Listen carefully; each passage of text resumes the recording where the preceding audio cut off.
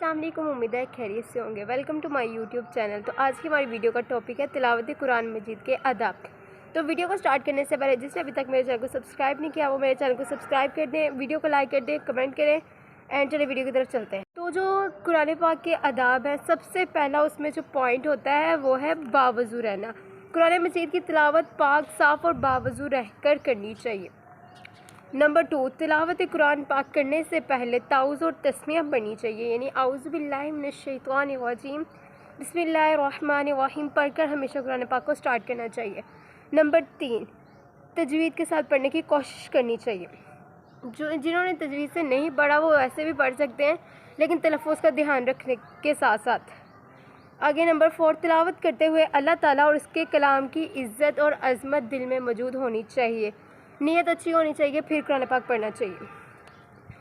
अगला जो 5वां पॉइंट है, तिलावत आस्ता और बुलंद आवाज़ दोनों तरह से कर सकते हैं, लेकिन हमें चाहिए कि अगर हमारे पास कोई सो रहा है या फिर कोई नमाज़ पढ़ रहा है, कोई मरीज़ है, तो ये हमें बिल्कुल फोकस रखना चाहिए कि उनको हमारी तरफ से कोई, उनके आराम में, उनकी नमाज हमारी वजह से कोई प्रॉब्लम नहीं आनी चाहिए। दूसरों का ख्याल रख के कुरान पाक भी तभी ऊँची आवाज़ में पढ़ना चाहिए जब दूसरों का ख्याल रखना चाहिए, क्योंकि सबसे पहले हकूकुल इबाद आते हैं, फिर हकूकुल्लाह आते हैं।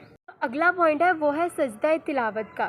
तो कुरान पाक में जो काफ़ी आयतें, 14 सजदे हैं कुरान पाक में, तो उनमें जो सजदे वाली आयतें हैं उन पर हमें सजदा करना चाहिए, वो वाजिब होता है, तो हमें वो सजदा करना चाहिए। कुछ लोग होते हैं वो वाली आयत छोड़ देते हैं और आगे से या फिर वो लाइन छोड़ के पढ़ते हैं, तो ऐसा बिल्कुल नहीं करना चाहिए। हमें वो वाली आयत को भी पढ़ना चाहिए।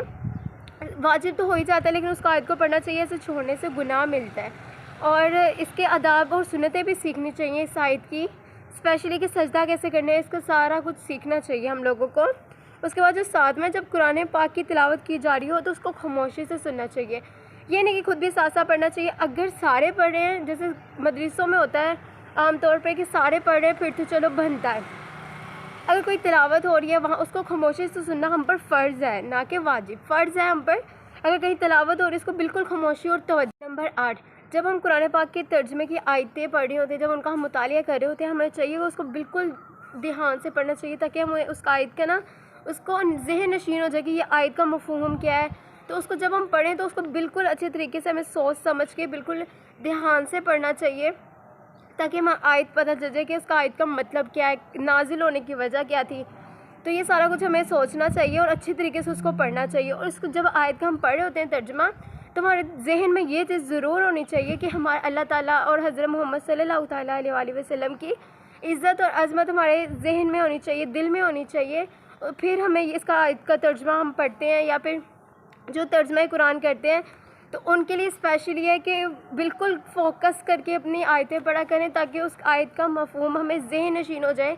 सिर्फ़ जब हम उसको सिंपल नहीं पढ़ना चाहिए, हमें ये होना चाहिए कि ये आयत है, इसका मकसद क्या था। तो हमें अगर हम गौर से पढ़ेंगे तो हमें बिल्कुल पता चलेगा उसका पूरा वाक़या क्या था, ये क्या सीन था।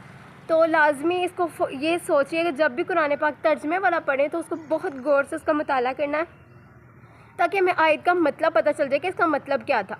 और जब हम कोई ऐसी आयत पढ़ें जिसमें अल्लाह ताला ने हमारे नबी हज़रत मोहम्मद सल्लल्लाहु ताला अलैहि वसल्लम की अज़मत बयान की गई हो, या फिर कोई खुशी हो, या कोई जन्नत की हमारी मोमिनों को जन्नत देने की बात जिन आयतों में हुई हो, तो जब हम वो आयतें पढ़ें ना तो हमें खुशी का इजहार करना चाहिए और अल्लाह ताला का शुक्र अदा करना चाहिए कि अल्लाह ताला ने हमें हज़रत मोहम्मद सल्लल्लाहु ताला अलैहि वसल्लम का उम्मती बनाया, अपने महबूब का उम्मती, और हमें जन्नत भी मांगनी चाहिए। लेकिन जब ऐसे ही हम जब अल्लाह ताला के अज़ाब की आयतें पढ़ते हैं या फिर जिसमें जहन्नम के बारे में बात की गई होती है, तो जब हम वो आयतें पढ़ते हैं ना तो हमें ना अल्लाह ताला से डरना चाहिए, अल्लाह ताला से ना माफ़ी मांगनी चाहिए जब हम ऐसी आयतें पढ़ें। उसके अलावा जब हम तिलावत कुरान पाक ख़त्म करते हैं, जब हम उसको जितना पढ़ने के बाद हम जब ख़त्म करते हैं, तो हमें एंड पे अपने वालिदैन के लिए, अपने उस्ताज़ा कराम के लिए, अपने रिश्तेदारों के लिए, सबके लिए दुआ करनी चाहिए जितना भी पढ़ने के बाद। और जो इस दुनिया में नहीं है उनको लिए सारे सवाब करना चाहिए, और ताकि अल्लाह ताला से दुआ करनी चाहिए कि जो हमने पढ़ा है उसको कबूल भी किया जाए। आज की वीडियो में इतना ही। उम्मीद करती हूँ कि आपको आज की वीडियो बहुत अच्छी लगी होगी। अगर आपको अच्छी लगी है तो प्लीज़ लाइक कमेंट शेयर कीजिएगा। हम नेक्स्ट वीडियो में मिलेंगे, तब तक के लिए अल्लाह हाफ़िज़।